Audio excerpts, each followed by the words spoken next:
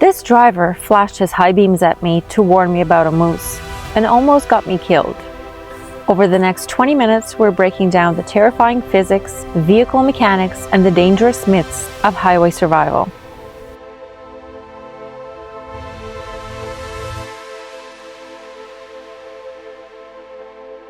Hey everyone, welcome to The Deep Well. If you're new here, this is a space built for curious minds, where my own obsessive rabbit holes collide with artificial intelligence to pull back the layers on topics we usually take for granted.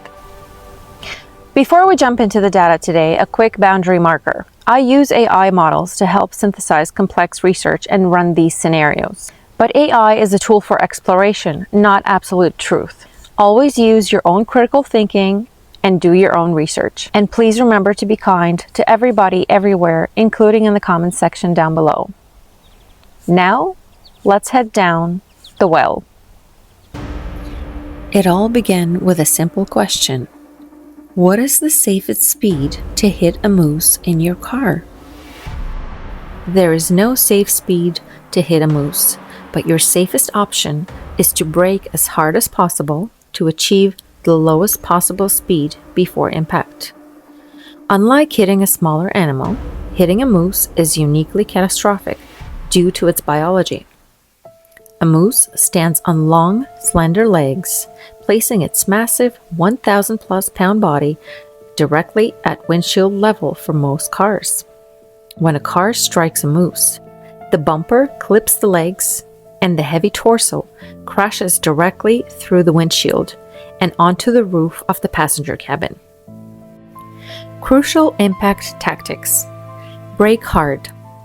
Lowering your speed dramatically reduces kinetic energy. Hitting a moose at 50 kilometers an hour is vastly more survivable than hitting one at 90 kilometers an hour. Let off the brakes at the last second. Right before impact, release the pedal. Hard braking causes the nose of your car to dip downward. Releasing the brake forces the front end back up, which can help deflect the animal's body upward and away from your windshield. Aim for the flank. If a crash is 100% unavoidable, aim toward the animal's rear flank. Moose rarely move backward, so aiming for its hindquarters increases the chance that you will only clip it or miss it entirely as it moves forward. Duck down. If impact is imminent, duck toward the door pillar or passenger side to protect your head from the collapsing windshield. Debunking the speed up myth. A common piece of dangerous driving mythology claims that accelerating right before hitting a moose will force the nose of the car up and launch the moose over the roof. This is entirely false. Adding speed significantly increases the force of the crash, causes far worse structural damage, and heavily multiplies the risk of fatal injuries. A review of automotive products for wildlife protection shows that most popular accessories are useless, but there are a few professional solutions that can actually save lives. What does not work and is a waste of money? Deer moose whistles. Small plastic devices on the bumper that claim to emit a warning whistle at speed. Transport Canada and independent studies have proven their complete ineffectiveness. Worse, they can panic the animal, causing it to jump directly toward your vehicle. Windshield tinting or protective films. These films simply cannot hold the sheer mass of a moose carcass. Furthermore, any tinting worsens your visibility at dusk and night, increasing the risk of not noticing an animal in time. What really works? Effective protection. LED light bars. Factory headlights are often insufficient for illuminating the deep roadsides. A high-quality, wide-angle flood light bar turns night into day, making it easy to spot moose in the ditches. Bull bars, grill guards. Important. A standard decorative chrome bar will simply fold inward and crush your radiator. Only a heavy, fully welded steel or aluminum structural bumper attached directly to the frame of an SUV or truck will help. On a small car, it is useless, but on a large vehicle, it can absorb the primary impact and deflect the animal. High traction tires. Your safety depends entirely on how quickly you slow down. Good rubber on wet, foggy nights cuts your stopping distance by those precious, life-saving meters. Let's look at a concrete example. How safe are older generations of popular compact SUVs like a mid-generation Toyota RAV4 or a Honda CR-V against a moose strike? What can be done to improve them? For older generations of compact SUVs like the RAV4 or CR-V, the safety situation is mixed. These vehicle eras typically lack specialized large animal detection systems in their electronics, meaning safety depends entirely on mechanical reality checks. 1. Lighting. Better bulbs versus illegal light bars. Factory halogens on older generation crossovers are notoriously weak. Upgrading to premium legal halogens with increased light output plus 100 to 150% brightness helps catch moose hiding against dark woods much sooner. Note, be incredibly careful with roof-mounted LED bars. Depending on local highway regulations, running them on public roads can result in heavy fines. 2. Bull bars. A dangerous false security. Many drivers install decorative chrome bars on these compact SUVs for protection. In reality, because crossovers like the RAV4 and CR-V use a unibody frame rather than a heavy truck frame, a standard bull bar acts as a damage multiplier. In a severe strike, the pipe simply folds backward, crushing the radiator into the engine and potentially blocking airbag deployment. 3. Brakes and tires. The core defenses. On wet or foggy nights, stopping distance determines everything. Opting for specialized all-weather tires over standard all-seasons can cut stopping distance on cold, wet asphalt by a massive 5 to 10 meters. Naturally, my next question was, what about sedans? What should people with compact cars do? For sedans and compact cars, the danger multiplies. Because a sedan has a much lower hood line, it doesn't just clip the animal's legs, it sweeps them completely.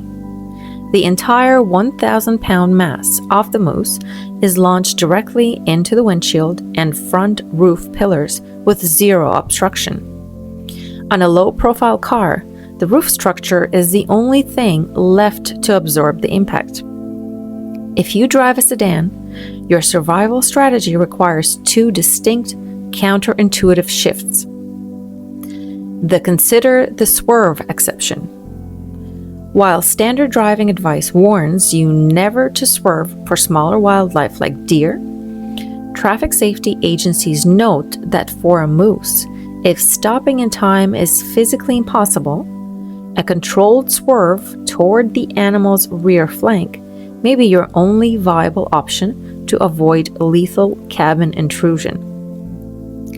Hitting the ditch or a soft bank at an angle is often more survivable than taking a full-grown moose straight through a sedan's windshield. The pillars are your shield. If impact is 100% unavoidable and you cannot steer away, maximum straight-line braking is your primary defense. In the final split second before impact, duck down completely toward the door frame or passenger side.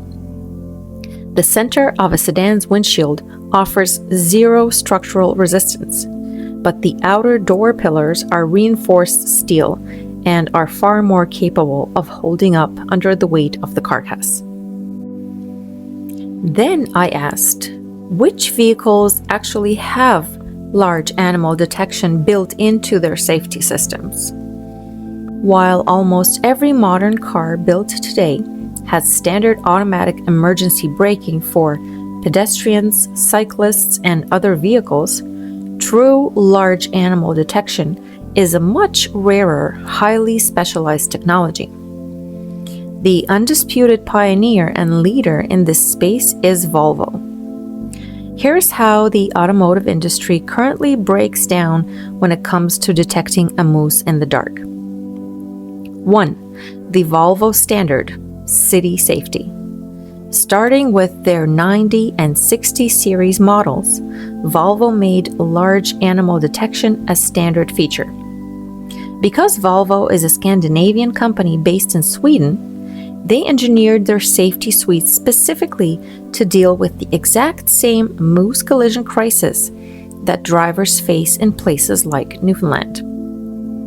Volvo is famously one of the only manufacturers in the world that actively builds a heavy, life-sized moose crash test dummy to physically crash test their vehicle cabins. 2. How the tech works. Standard radar can spot an object, but a basic camera doesn't know what a moose is. Volvo's system uses a combined radar sensor and a specialized infrared camera mounted behind the rearview mirror. The radar measures the exact distance while the camera cross-references the object's shape against a massive digital database of animal silhouettes and behavioral patterns, specifically calibrated for moose, elk, horses, and deer. 3. The automatic intervention. If a moose steps onto the road at dusk, the system initiates a 3-step survival protocol. Visual alert. It immediately flashes a row of bright red warning lights directly onto the windshield glass so the driver doesn't have to look down at the dashboard. Audio alarm. A distinct, high-frequency alarm sounds through the cabin. Automatic braking. If the driver fails to react instantly, the car's computer takes over and forcefully slams the brakes. 4.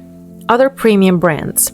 Outside of Volvo, select premium brands like Audi, BMW, Mercedes-Benz, and Cadillac offer animal detection, typically bundled into expensive, optional night vision packages that utilize thermal imaging cameras to highlight the heat signature of a large animal on the dashboard screen before your headlights even hit it. The critical catch for drivers. These systems are engineered to mitigate an impact, not always prevent it. At highway speeds like 90 kilometers an hour, the car's automated system will typically drop the vehicle's speed by 15 to 20 kilometers before impact. While that might not sound like much, in the raw language of kinetic energy, dropping an impact from 90 kilometers down to 70 kilometers drastically reduces the odds of the animal crushing the roof pillars, fundamentally shifting a fatal crash into a survivable one. Naturally, this made me wonder about retrofitting an older vehicle. If your car didn't come equipped with this technology from the factory, can large animal detection sensors actually be installed aftermarket? So I pushed the query forward, and AI answered. The short answer is yes, but with a major catch regarding how the system protects you. While you can install aftermarket large animal detection systems on any vehicle, none of them can automatically slam on your car's brakes the way a factory-integrated Volvo or Mercedes system does. Here's how aftermarket wildlife detection tech actually works for an everyday driver. Thermal night vision kits. Companies like FLIR and Robofinity manufacture aftermarket thermal infrared camera kits that you can mount directly behind your front grille or on your bumper. These systems operate entirely on body heat rather than light. The AI alert layer. The camera streams a live video feed to an added dashboard monitor or a small heads-up display, HUD, on your windshield. Built-in AI software actively scans the thermal footage up to 200 meters ahead, long before your high beams would ever catch an animal's eyes. If a moose or deer is standing on the shoulder, the system flags it with a bright red box on your screen and triggers an audible beep inside the cabin. The human limitation. Because the kit is entirely separated from your vehicle's engine, computer, and brake lines, it cannot physically cut your throttle or apply brake pressure. The system is strictly an early warning alarm. It buys you 3 to 5 critical seconds of extra reaction time. But navigating the actual emergency stop still rests entirely on human reflexes. The cost barrier. True military-grade thermal sensors are precision instruments. High-quality aftermarket thermal setups generally cost anywhere from $1,000 to over $2,500 just for the hardware, making them a highly specialized investment. A warning on ultrasonic whistles. Cheap plastic wind-activated deer whistles or electronic sonic boxes mounted to a bumper are often marketed as cheap aftermarket alternatives. However, extensive independent wildlife research has consistently shown that large animals like deer and moose quickly become habituated to these sounds or ignore them entirely under highway conditions. True safety relies on active heat detection sensors that alert the driver, not acoustic gadgets trying to change animal behavior. Then I tell AI a true story. I almost hit a moose last night. AI's response: glad to hear you are okay and managed to avoid a collision. Encountering a moose on the road is incredibly stressful, and the fact that you managed to react in time is an excellent outcome.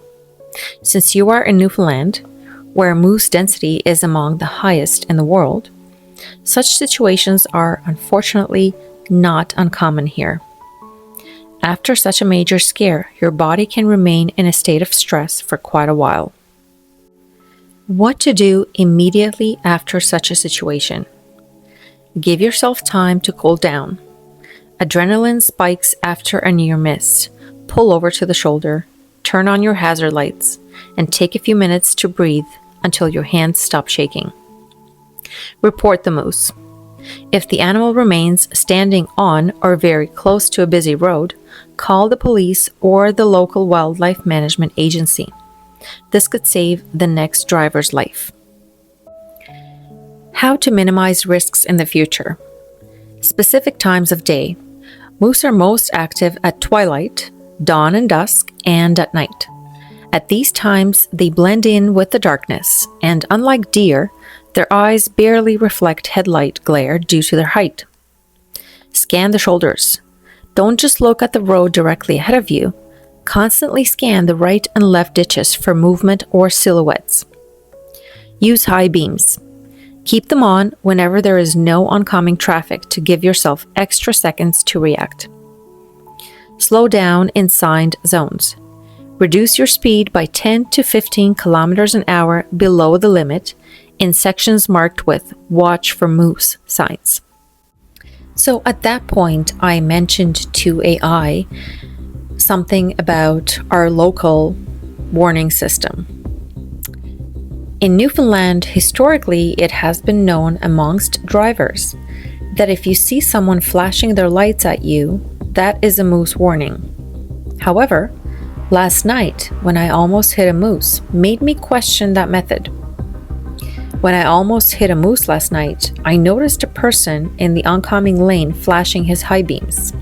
However, it only registered that something is going on and traffic is completely stopped on that side is when I came to a near stop to see what is happening. Once I stopped, all I saw was a moving shadow. I was concerned because I thought that it was a person. I only saw that it was a moose when he went towards the shoulder. So on one hand, the person who flashed his high beams made me aware that something's going on. But on the other hand, the reason I couldn't see anything is because the high beams were like a sun, and I couldn't see anything at all. Is this a good method to warn fellow drivers of a moose crossing? And what would you say are better methods? And AI's response was, your experience highlights a critical, dangerous paradox of the traditional Newfoundland moose warning. While the driver's intention was life-saving, the mechanical execution created a secondary tactical hazard. Blasting oncoming high beams does signal danger, but it instantly destroys your night-adapted vision, effectively blinding you to the exact shadow you are trying to avoid. Historically, this is a flawed method.